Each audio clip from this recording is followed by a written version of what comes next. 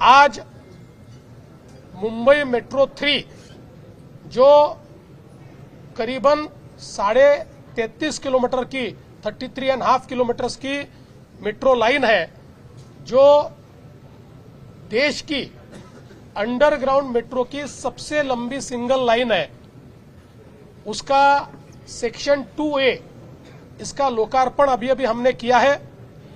आप सभी को पता है, आदरणीय प्रधानमंत्री जी के हाथों से इसका जो पहला सेक्शन है 13 किलोमीटर का, उसकी शुरुआत सीप से बीकेसी तक हमने की थी। अब बीकेसी से आचार्य अत्रे चौक तक 9 किलोमीटर, यानी कुल मिलाकर 22 किलोमीटर का अभी ये मेट्रो का सेक्शन अवेलेबल होगा।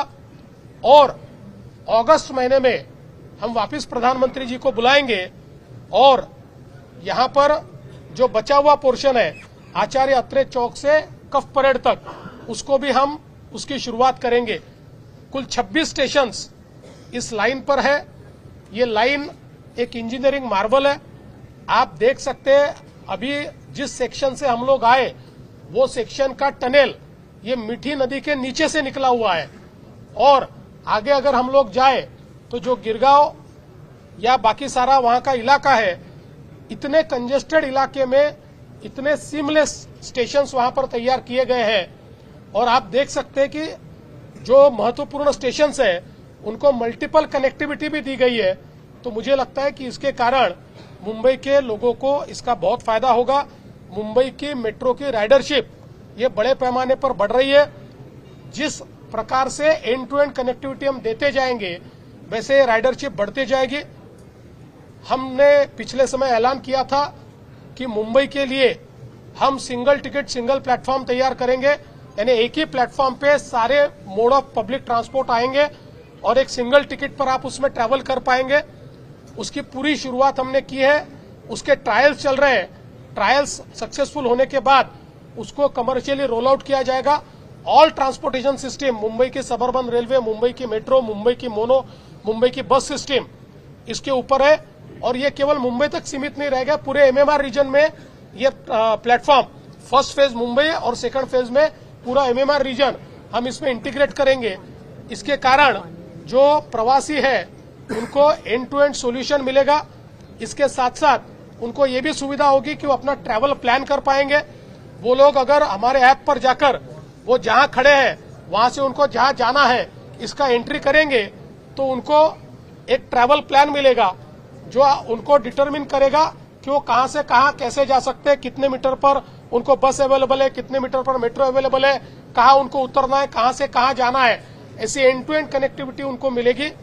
उसके साथ साथ कल ही शिंदे जी ने और हमने एक बेस्ट का ऐप जो गूगल के साथ एक हमने पिछले समय टाइप किया था, उसके अंतर्गत एक नया ऐप ये डेवलप किया हुआ है जिसमें हमारे बेस्ट की बसेस की रियल टाइम इंफॉर्मेशन आपको मिलेगी। आप जिस भी बस स्टैंड पर खड़े हो या जहां भी खड़े हो वहां से नियरेस्ट बस स्टैंड कहां है, वहां आने वाली बस कितने बजे आने वाली है, वो अभी कहां है, उसको पहुंचने को कितना समय लगेगा, अगर लेट है तो कितना लेट है, ये सारी जानकारी लोगों को इसके माध्यम से मिलेगी। और इसी प्लेटफॉर्म से अदर मोड्स ऑफ ट्रांसपोर्ट की भी इंफॉर्मेशन आप ले सकते हैं, ट्रैवल प्लान भी तैयार कर सकते हैं।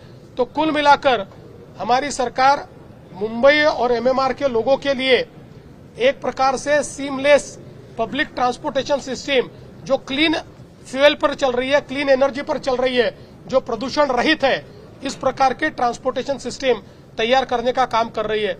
मैं आपको बताना चाहता हूं कि ये मेट्रो हम लोगों ने 2017 में शुरू की थी, ये शायद पहले कंप्लीट हो जाती, लेकिन आप लोग जानते हो बीच में 2-2.5 साल इस मेट्रो ने कई परेशानियों को झेला, सरकार की अनास्था को भी झेला। लेकिन जैसे ही 2022 में वापस शिंदे जी के नेतृत्व में हमारी सरकार आई, हमने बड़ी तेजी के साथ रुके हुए कामों को सारे अप्रूव किया, उसकी सारी कठिनाइयां दूर की और अब बड़ी गति के साथ ये काम चल रहा है। हमारा ऐसा मानना है आने वाले इस साल में 50 किलोमीटर और अगले साल में 50 किलोमीटर मेट्रो का काम हम कंप्लीट करेंगे, ताकि ये जो कनेक्टिविटी है जो थोड़ी डिस्टॉर्टेड है ये पूरी तरीके से सीमलेस इस प्रकार की कनेक्टिविटी लोगों को प्राप्त होगी। मैं हमारी जो एमएमआरसीएल है मुंबई मेट्रो रेल कारपोरेशन, जिसने ये बहुत ही डिफिकल्ट काम यहां पर करके दिखाया है। उसकी एमडी हमारी अश्विनी भिड़े जी यहां पर मौजूद है, सारे हमारे प्रमुख अधिकारी यहां पर मौजूद है। मैं उनका बहुत बहुत अभिनंदन करना चाहता हूं, उनको बधाई देना चाहता हूं। और साथ में हमारे जापान के काउंसिल जनरल भी यहां पर है। इसके लिए जापान सरकार के जायका ने हमको जो आर्थिक मदद दी, उसके लिए हम उनका भी आभार व्यक्त करना चाहते हैं। जब ये प्रोजेक्ट कंप्लीट होगा तो तकरीबन इसके ऊपर 37,000 करोड़ रुपया हम लोग खर्चा कर रहे हैं, जिसके लिए एक बड़ी मदद हमको जायका ने दी हुई है, इसलिए उनका भी मैं आभार व्यक्त करता हूं। वीडियो अच्छा लगा तो लाइक कीजिए, शेयर कीजिए एंड सब्सक्राइब कीजिए।